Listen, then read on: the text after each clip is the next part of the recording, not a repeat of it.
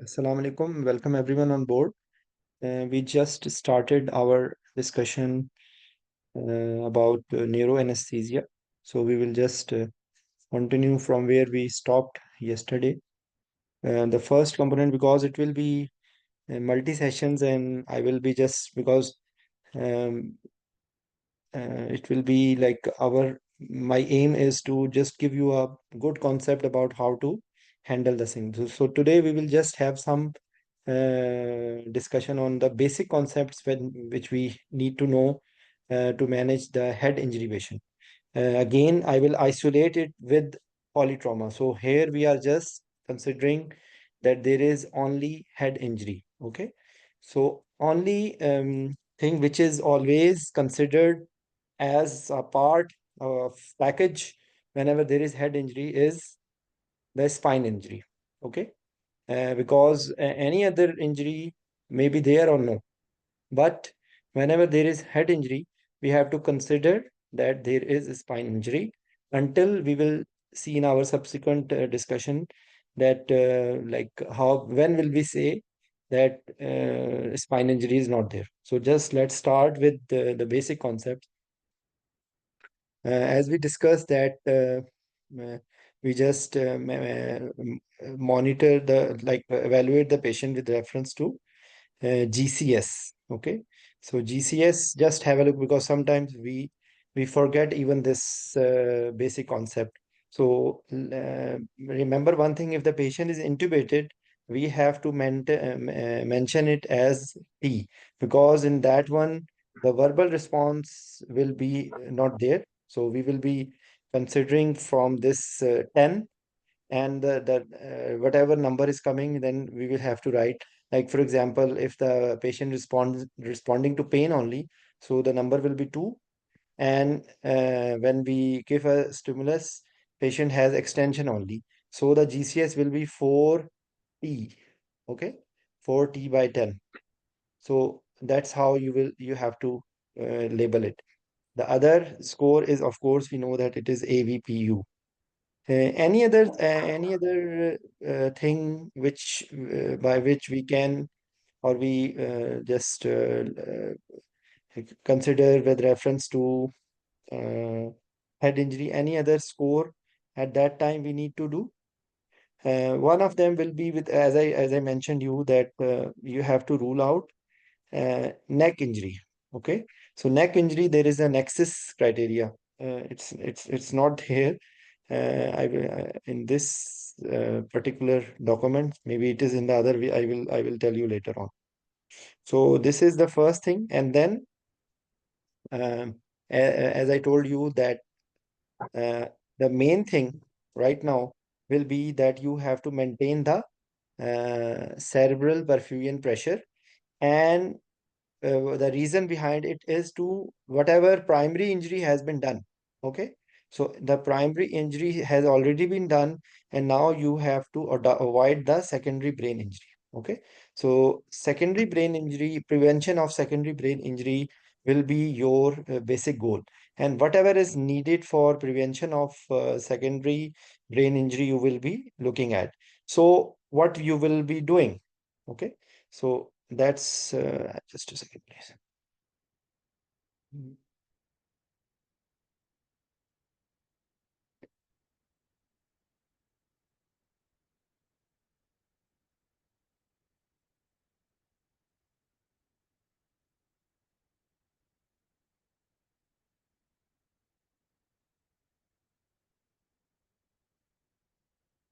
So as we always considered as A, B, and C. So here your after consideration of GCS score, the first thing which you should be knowing when to intubate. Okay, because the maintenance of airway will be the priority at that time. So here you have some just a second. Okay, so these things you should be knowing, that if loss of airway reflexes, significant bleeding into the airway, there is hypoxia with the PaO2 less than 13. Okay, you have to multiply it with 7.5 to get. the number, because KPA is the SI unit. Okay, so if you are in any American system, you will be finding millimeter of mercury. If you are looking at any British system, so you will find this KPA unit. So you need to convert it with to 7.5. So if there is hypoxia, hypercarbia, there is either hypoventilation or hyperventilation in either side. Irregular respiration, okay. GCS less than 8, there are seizures, okay, before transfer to for example, if any at the moment when you are evaluating the patient, maybe the GCS is good, but now maybe the patient need to be going for a surgery, and before that the patient may be going for a CT scan. We will just, because these are very important concepts and important consideration when you have to maintain the airway. So not only GCS, there will be certain other factors which will be telling you, because maybe the GCS is good now, but now the GCS can deteriorate. So and this will be the important point, when to maintain the airway. Okay. So these are some of the consideration when you have to consider. Important thing is that there will be certain condition in which you are not able to maintain the airway by intubation. And in that scenario, maybe straight away you need to go for tracheostomy. Okay. If there is there is extensive facial trauma, base of skull fracture with reference to that will be Lee-Ford 3, because Lee-Ford fracture is the consideration with reference to facial bone fracture. And in Lee-Ford 3, maybe you have to maintain only by this one tracheostomy only. So maybe that can be one exception to these rules, in which now there is no other way other than tracheostomy. So you should be knowing about that thing. Okay. An important point with reference to the GCS is also deteriorating conscious level. Okay. A decrease of one or more points in motor component of the GCS, or there are so many things. So you have to think about it, like your consideration will be airway, breathing, circulation, and how will you quantify it. You will be thinking of these things in the same way when you are managing it, because this will be a big question, how to manage the airway. Okay. So as I told you that there will be one point when you only can have tracheostomy. Just a second, please. So in that scenario, maybe the tracheostomy is only option. The otherwise, for example, if you think, would you like to do awake fiber optic? This is one question. So there will be very limited scope if the GCS is too low, because you will not be able to have awake fiber optic. What about this one, the normal uh, glidoscope? Okay, glidoscope will be helping you a lot. Just like Kaleidoscope is the main component. There are some video laryngoscope. There are different companies which are making different sort of this. Because why Kaleidoscope will be helping? Because the angle of the blade is quite acute. So it helps in minimizing the neck movement. So that will be another very important component of your, just a second, your management. Because if you are having, you have to consider the neck injury. Okay. So there will be certain thing you should not be forgetting. One point is MILS, manual inline stabilization. So there will be different methods for it. There will be neck collars. Okay, which will limit the movement. So neck collars will now you cannot have proper positioning for intubation. So glidoscope can help. And then if the neck collar is not there, or you can have another option, that you need some more manpower. So you can have sandbags. Like for example, this is the head. So you can place sandbags both sides of the head so that the neck will be fixed. Okay. And you are trying to avoid the neck movement in the horizontal direction as well as in the other plane. So this is one, and they will be putting the head in a fixed position. Then another, because majority of these scenarios, you will be considering the patient as full stomach, okay, until unless prove otherwise. So now your priority will be also with that reference. So one option will be when to intubate. The other option will be how to intubate or how to maintain the airway.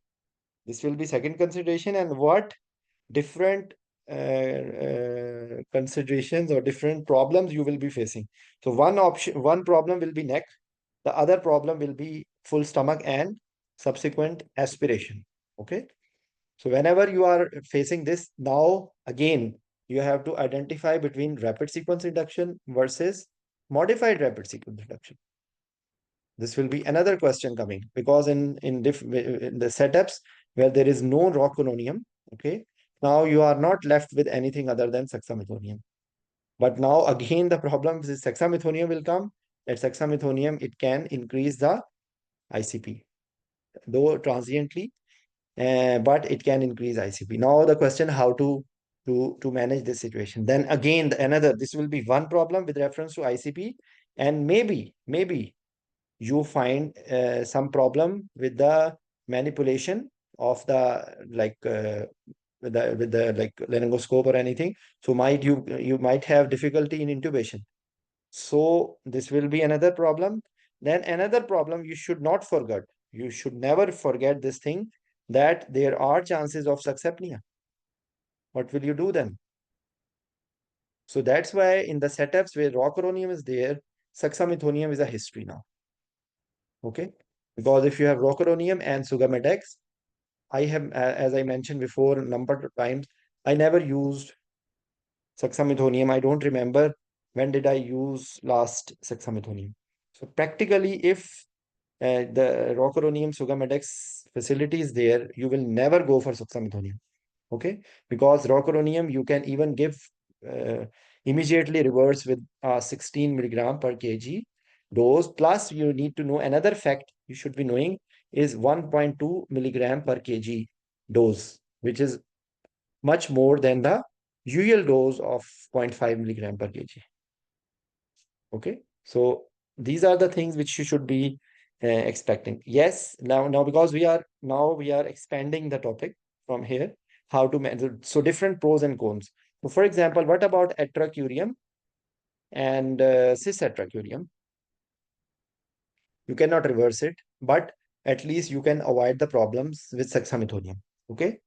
So actually, even if you will find the data about it, that if you are using, I'm not sure exactly, but actually, if you are using, this may be more of practical aspect rather than theoretical.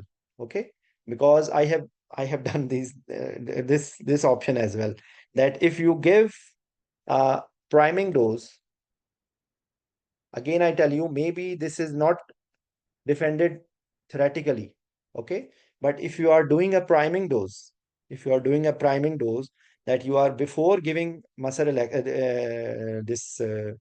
without before giving this one induction agent like propofol or thiopentone, whatever you are using, if you give a priming dose, maybe higher dose will get the intubating condition much quicker than the normal 3 minutes. Okay.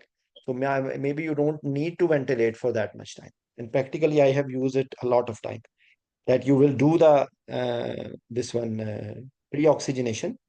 Okay. You will make sure there are 2 3 things which help you. Okay. This is again, this is more of practical aspect. You cannot code this technique in exam. Unfortunately, a number of things need a lot of data and not a lot of practice, but I have used this technique not only here, I have used this technique practically in a pregnant patient as well. But the major thing is that you have to do few things. Number one, you will have to do the pre-oxygenation. You have to do priming, as I mentioned you. Then you have to make a ramp position.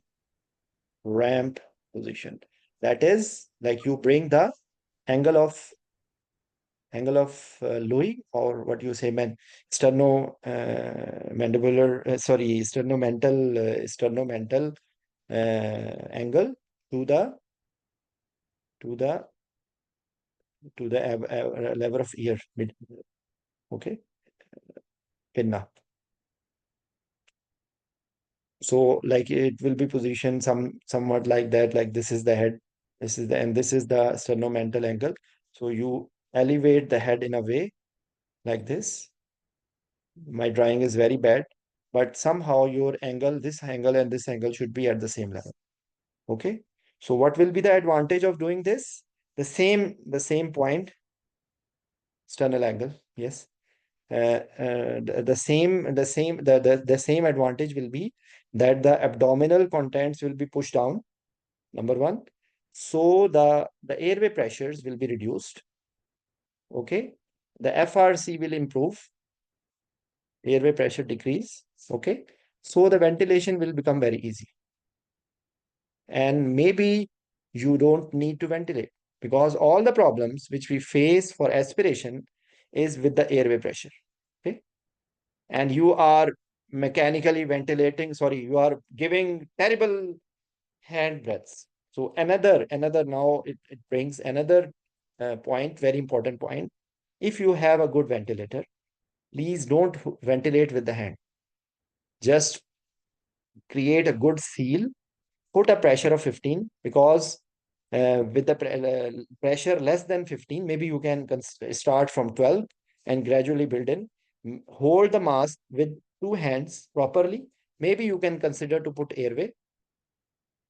Okay, though in some condition you don't need it, but here if it's not contraindicated, any facial trauma or anything, if you if you can put a nasopharyngeal airway or oropharyngeal airway and to put a pressure limit of 12 to 15 and a rate of 12 to 20 according to the scenario. Okay, so the advantage will be that you are reducing the airway pressures. You have already pushed down the abdominal content. So another advantage, again, I tell you, this is all concept. If you are making this ramp position, another advantage will have that low, like for example, this is stomach and this is the esophagus. Here if the angle is like this, it is going straight. But now if you have make the angle like this and the esophagus is heading like this, it needs up against gravity. Okay, against gravity movement of the abdominal content. Sorry, the stomach, the gastric contents. Okay, so it needs of creation of more pressure for the development of aspiration. So practically, this is a very good way. Of course, if the patient's stomach is full, you will never try these techniques. Okay. But like if you just get a history that like patient had taken food much earlier, or any like of course again I as I mentioned before very clearly that this is risk. Always we have to do risk versus benefit. Practically, I have a very good experience about it. I never face any problem. But again, you cannot challenge this thing in court of law. Okay, this is just I'm telling you a practical experience how you can handle this thing. Okay, so just to recap, we discuss about hexamethonium. So problems with hexamethonium raised in ICP. I'm not sure. Can anyone correct me that if you are doing pre-colorization is almost the same, but the aim is different. This is to avoid the fasciculation, which can occur with the hexamethonium. But whenever you are doing pre-colorization, actually the requirement of hexamethonium is increased. Dose of hexamethonium is increased, because now what is the reason for it? Because when you do pre-colorization, actually the receptors are already occupied by some of the dose of non-depolarizing. Okay, so because hexamethonium mechanism of hexamethonium require the receptors to be there. So when you are using the dose, subsequent dose will be requirement. But I'm not sure about it, or just please, if anyone knows about it, just correct me. That does pericurization decrease ICP effect? I'm not sure about it. I think yes, it will reduce the effect raised in ICP. Somehow, I think ICP or IOP for sure. I know that the effect on IOP is decreased if you are doing this peripheralization. But I'm not sure. I forgot. So maybe you need to reconfirm whether we can do this or not. Okay. So, but this is, if anything, if I you have any doubt, please do confirm it, and I will be very happy to be corrected. So this is another important point. So you have to identify between rapid sequence induction versus modified rapid sequence induction, whatever technique I am telling you with reference to Sugammadex, sorry, rocuronium, or as I mentioned to you, making a good ramp position. Okay, so it will help you in, but at the same time, you will have the manual inline stabilization. Collar may be there. So these are different techniques by which you can handle the challenges of aspiration, difficult intubation, limited neck movement you are considering. So these are some of the important points which you should be considering, as we mentioned, when to intubate, and then the next few things will be, and because now you are heading towards the next step. Usually when you are intubating a patient, or even the patient is not intubated, they can ask you this question a number of times. This is asked in the oral exam: when to do the CT scan, when to refer the patient to a neurosurgical center, because in our country sometimes it's not available or everywhere, but there is set pattern when to. So these are another two important things you should be knowing. So if the GCS is dropping below 13 on the initial assessment, GCS less than 15 on the assessment, 2 hours post injury, definite or suspected open or depressed skull fracture, signs of any other signs. There are so many raccoon sign or battle signs, and every, so there are so many signs which are there. I will try to gather some of the information about it. Post-traumatic seizures. Whenever there are seizures, this is a important point. Focal neurological deficit. Any neurological deficit which is there in the form of permanent or even TIA. If there is temporary loss, even that's considered. Episode of vomiting. Okay. Any history of amnesia or loss of consciousness post-injury in a patient who is coagulopathic. Coagulation disorder, warfarin treatment is, you can expand as much as possible, but actually amnesia or loss of consciousness will also be coming in the focal neurological deficit. So these will be the indications of urgent CT. Okay. Of course, they have not written here, but if any signs of like Cushing's triad, any signs of raised ICP, okay, in that case, you have to immediately do the CT scan to confirm if there is any midline shift, any hematoma, which needs urgent either burr hole, okay, either burr hole or decompressive craniotomy. Because you should be knowing what will be the next step. If you are intubating a patient or taking the patient to a radiological study, it will be a challenging situation. Again, then another point will come. You should be knowing about it. We will definitely discuss this thing. Transfer of the patient. Transfer from one unit of the hospital to the other unit. Transfer from one hospital to the other hospital. Okay, so these are the things. It's a separate topic, but this is also a challenging thing, because transfer of the patient is still a big problem, because here you don't want to have any neck movement. So you have to be very careful in uh, shifting the patient from one transport mode, the hospital, the table, one table to the other table, from table to the CT scan table. Okay, so these are all things you should be knowing. As much transfer you will be needing, as much you are risking the patient for secondary brain injury. Okay, so whenever you are discussing it, or because the same knowledge will come either in MCQ, either in written or in oral part. You have to, they want you to tell these things. They will not tell you ask you everything. You have to elaborate your answer. Okay, so the presence, so you should be knowing. And then the next step, few words: presence of new surgically significant abnormalities on imaging, GCS less than 8 after initial resuscitation, unexplained confusion, lasting more than 4 hours, deterioration in GCS after admission, progressive focal neurological signs, seizure without full recovery, without any or repeat sort of epileptic condition, or CSF leak is coming, definite or suspected penetrating. Actually, this is more with reference to the neurosurgical decision.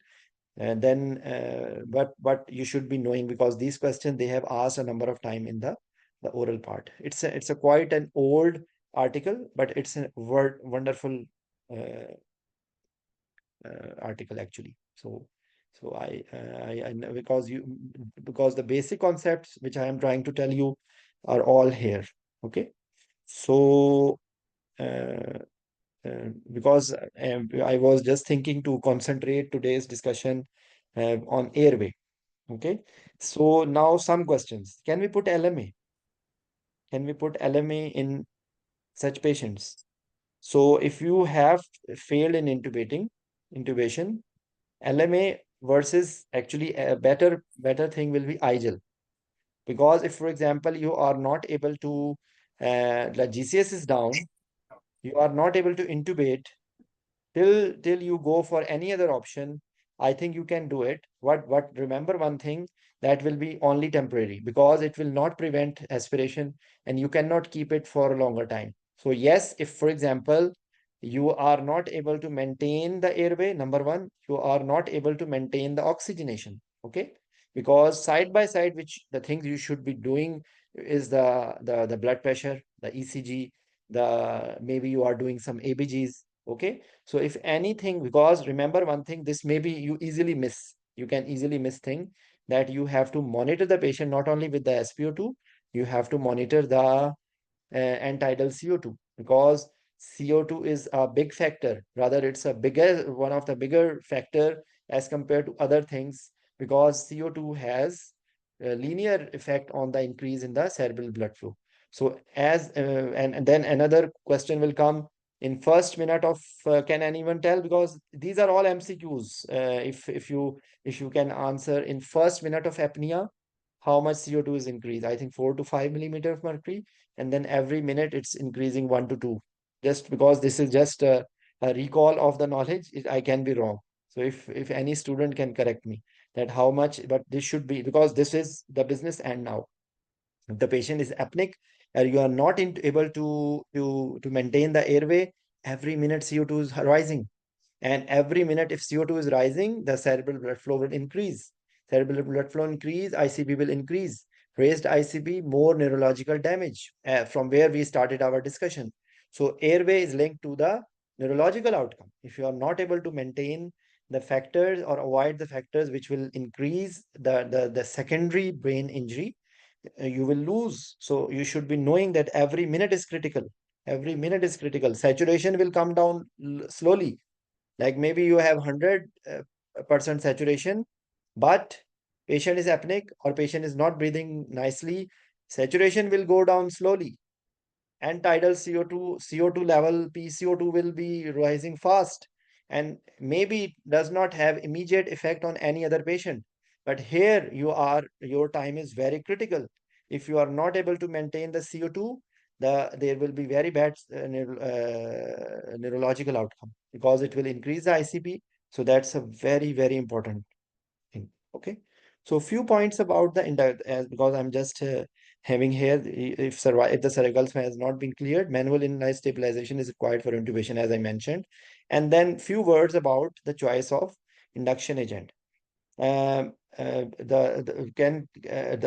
best induction agent for rapid sequence induction is, I am not able to listen from any one of you, so I am just speaking out one-sided. But if anyone wants to interact, you are welcome. So the best agent is for rapid sequence induction is still, though it is not available. Propofol. No, it's not propofol. Okay. I Okay. was I was expecting this answer, but it's not propofol. Okay, sir. How you label it as the fastest agent is arm to brain circulation time. Arm to brain circulation, Thiopentone sodium. thiopentone sodium. Okay, Yes, so sir. thiopentone Yes, sir. sodium has the shortest arm to brain circulation time. There is another advantage, Sumera, which you will be getting if you are using thiopentone. What is that one? It because is that anticonvulsant effect and it decreases the eyes. okay, so it will have Yes. a much stronger anti-epileptic effect. Then Yes. another, it has good outcome on the neurological status. Sometimes you see, you have heard about like for better neurological outcome after cardiac arrest. So it has good effect on the neurological outcome as well. But Yes. unfortunately, because the pharmaceutical companies have just vanished thiopentone, so it's not available. So even the newer Yes. residents, they have never used it. We are lucky that we have used thiopentone, and it's an excellent agent. Yes, though has it has a lot of problem. So Yeah. now we have another query. You have a patient with low blood pressure. Now, now would you like to use ketamine? Yes or no? Because ketamine is known to increase the cerebral blood flow, known to increase cerebral metabolism. But remember one thing, you see that they have mentioned here that in circumstances where ketamine is the only available induction agent, it should be used with caution that it can causes the ICP. But remember one thing, this is again a practical aspect, that if you are using a nothing dose of ketamine, like you are using in adult around 20 to 25 milligram of ketamine, there is no contraindication, because in the very small dose of ketamine will reduce the subsequent use of other medications. So it will help you a lot in handling the situation. Okay, but of course you cannot label it in the exam. Unfortunately, still we need a lot of things to be corrected in our books. Ketamine, low dose ketamine has no problem at all. It has it works like wonders. So because then you can use a combination of midazolam, you can use fentanyl, okay, you can use Presidex. Okay, you can use other medications which will help you out in achieving the intubating conditions with a good dose of muscle relaxant. And actually, you don't need to give propofol. You don't need to give thiopentone if the patient is too much under hemodynamic stress. Okay, so another important thing will be that like in these scenarios, you have to outweigh risk versus benefit. Plus, you have to, there is no, mm, there is no single word answer, because you can handle the things like, for example, if the blood pressure is, sorry, if heart rate is low and I use the word Presidex, so you should be thinking Presidex, oh, Presidex causes sudden bradycardia or sudden fall in blood pressure, but it has some advantages. So you can use in a combination. Okay. You can use a smaller dose of midazolam, a smaller dose of ketamine, and a smaller, so it's called as cocktail. Okay. I love this technique, though there are so many resistance and so many question marks on this technique. It's all a practical and personal experience. Okay. So that's why you will not find these techniques or these things in written in the books. You will never find this. But actually, practically, you use a combination of a number of medications to avoid rise in ICP mediated by too much hypertension, or if there is any other problems. Okay, so because we will be finishing in few minutes, and so because today's discussion was wholly solely practical conduct with reference What to is the airway. topic, sir? Excuse me, sir. Yes. Sir, any comments about Tommy in the scenario as you mentioned? Yes, etomidate. Etomidate is if you ask me, I want to throw this stupid medication out of practice. Etomidate is not a good indication in that scenario. It itself cause myoclonus. Number one, it's a slower agent, so it will not help you a lot. Yes, in this scenario, as you are asking, yes, it's a important point, because if you have hypotension, yes, it will not cause further hypotension, but this is more of cardiac avoiding cardiac depression. Okay. So practically your answer can be good, but actually if you are using this cocktail, I never use in even in cardiac patient. One day I I'm telling you that I'm a number of time I'm telling you a practical things. Okay. Yes, maybe you will find this answer appropriate in the MCQ part, that if they have written ketamine, so you will not select ketamine. Okay, because you have this is a special scenario. You cannot give 2 milligram, because induction dose of ketamine is 2 milligram per kg. You cannot give 2 milligram per kg in a patient in which there is a problem with reference to cerebral blood flow. All the good thing which you want to do will be lost. So ketamine will not be answer. Midazolam alone cannot get the induction. So you have to out. So maybe in that MCQ, etomidate may be the correct answer. Okay. So again, that's why they will give you some hint. They in the when they are asking in MCQ, you will find some hint which will dictate your answer. Okay. So practically, I have because my whatever I'm trying to tell you, I'm giving you a concept. So concept is sometimes different than pure theory. Number one, number two, I'm already telling you, don't mention my name, Dr. Zishan. Tell in the class that you can give ketamine to any patient. I'm sorry, you cannot mention this in exam, okay? Because a number of things are controversial. Still, we are doing it. Saxamethonial, as I'm telling you, I have never used hexamethonium for last 13 years. I don't remember when I used it last. Till that when as soon as I find, but still practically and in the exam, even this is a good technique. People are using it. So again, this is again risk versus benefit, and you have to follow the theme of the question being asked. Okay. So, although succinylcholine may itself arise in ICP, this is rarely clinically significant as it offset by the reduction in ICP caused by the induction agent. This is also an important point because succinylcholine, how fast? Because remember one thing, when 10 years, sorry, 20 years ago, when I started anesthesia, if someone will be telling there is any other medication other than succinylcholine, I would be laughing at it, that how can you induce a patient without hexamethonium? I still know the anesthetists which keep hexamethonium in their pocket. I daily when I go to the hospital, our emergency trade, our technician make prepare hexamethonium. I never use it. I never you find any indication to use it, but still it's written and it's you have to tell in the exam. But that is again I say that this is a personal preference and practical conduct of anesthesia. In the exam point of view, you have to say that's how they have written, as well as its short duration of action are often deemed to outweigh this risk in practice. But you see, they are not mentioning that how can you predict that this patient will not have succapnea? You cannot predict. So how? Okay. So again, this is my word. With the availability of sugammadex, procuronium can be used an alternative to succinylcholine. Following intubation and confirmation of endotracheal placement, the tube should be well secured in a fashion that ensures venous return is not obstructed. This is very important point. As I told you that anything which is hampering the venous drainage from the neck and the brain, it will increase the ICP. It will increase the flushing. So this is another important point. You see, that's why they have written easily achieved using tape rather than a clot tie. This is very important. Even few days ago, I had a very terrible case of brain herniation, and that my technician was bringing the tie, and I stopped. Please relax. I will put it because they in their mind, because that you will have better fixation. But in this scenario, you will now not put like this. Then another point is that you should be confirming the tube because maybe you are facing difficulty in intubation.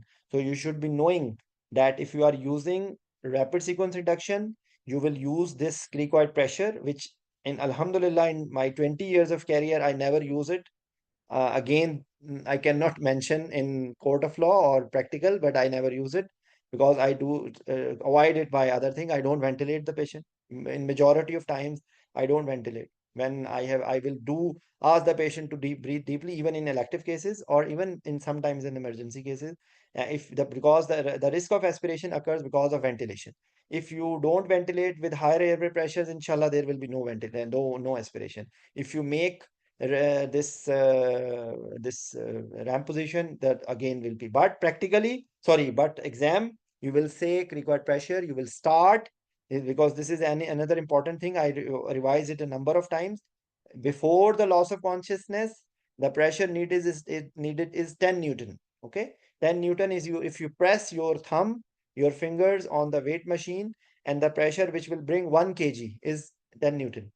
And again, if you press the weight machine and 3 kg is coming, that is 30 Newton. So after the loss of consciousness, you will increase the pressure to 30 Newton, and then you will keep this pressure again till the tube is confirmed by bilateral equal ventilation. Okay, you will ventilate the patient, auscultate the patient on 5 points in the epigastrium and the other 4 points, and then again advanced thing will be that you can confirm with the ultrasound. Of course, practically this is a good choice if you have ultrasound, but nobody does it at that time. Okay, so but you should be knowing that the other confirmation, what are the subsequent confirmations, not immediate confirmations, but subsequent confirmation. Just keep this thing in your mind that subsequent confirmation of endotracheal tube is ultrasound and X-ray. Okay, so at least you should be knowing bilateral auscultation, this fogging of the endotracheal tube, okay, placing the tube in the proper position, proper usually 21 in in male, 20 to 21 or 19 to 20 in females in adult, and accordingly in the so this is very important point you should be knowing. And the traditional this calorimetric way in which the color change is there to just to confirm it, but the placement or fixation will be through this thing. So I think that's enough for today. Again, that I will, because I was just thinking to start. Somehow I was not able to start because sometimes if you are trying to have something very special, you don't get the time. My aim is to correct your concept. So yesterday we started and give a brief concept of whole of the neuroanesthesia. Okay. And today we started the chapter of head injury, you can say. What are the things to do in head injury? So tomorrow, inshallah, maybe we will proceed from here on. Okay. So thanks a lot for your attention. I actually, I actually send the previous discussion which I had done on neuro anesthesia. You can find in the like WhatsApp. I shared whatever discussion I had done before. Any question will be welcome. You can contact anytime. Okay, and see you tomorrow, inshallah. Okay. Again, I tell you something. This is more of a conceptual discussion rather than a pure bookish. Okay, pericurization also around 10%. 10% of the dose in even in the priming is the same, but again practically I tell you what I do, because rocuronium injection is painful.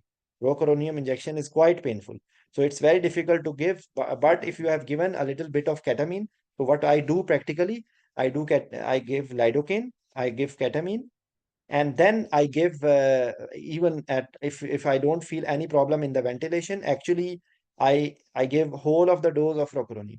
Again, I tell you, this is not the bookish thing, but practically it's very effective, because now you will achieve the intubating conditions very quickly.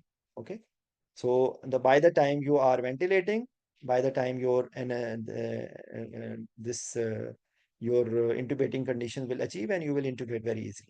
But again, it needs experience. Don't try if you are not confident enough to intubate. And of course, unanticipated difficult intubations can come. So in this scenario, you should have a backup. If you are using this technique with high dose, you should ask the technician. You have through 3 or 4 ampoules of Sugamedex. Number one, you have LMA, because if you are not able to ventilate, intubate, what will be your next step? So you should be thinking. Everything has a second step. uh what next, so you can only do this thing when if you are confident, but the practical answer is 10%, but sorry, the theoretical answer is 10%, but believe me, nothing happens in 10%. 10% dose is nothing, like a peanuts. So actually you need to give a little higher dose, but I cannot wipe it off from the books. So practically I tell you something, you need to give a little higher dose. But you will see, even if you have given smaller dose for precurization, it will affect. Okay, because the fasciculations will not come if you have given a small dose of atracurium or rocuronium. But if you are talking about getting the intubating conditions faster, as my aim is of telling that if you are using rocuronium, the best thing about rocuronium is that you will immediately have the intubating condition. But to make you afraid, even I am always afraid, don't forget that rocuronium is among the anesthetic medications, number one medication for anaphylaxis. Don't forget about it. So, despite having so much advantages, you should be thinking about it. But but there are case reports that Sugamedex also reverse the anaphylaxis created by rocuronium. So, this is all about what I wanted to tell you for today. Okay, so inshallah, I will try to, because from next week I'm traveling, so maybe I will not be able to continue. But what you say in our language in innamal amala bin niyat. So my aim is to give you a concept. Okay, and you can contact me 24/7. I am available to everyone. And remember one thing, as I mentioned yesterday as well, please clear your concept. Try to be a good anesthetist. Try to be a good safe anesthetist. Exam will be at your ease. Of course, if you cannot pass the exam, you will not be able to work as a specialist or consultant or whatever. But remember one thing, there should be a combination. This is what I discussed yesterday. So thank you very much. We will continue our discussion tomorrow, inshallah.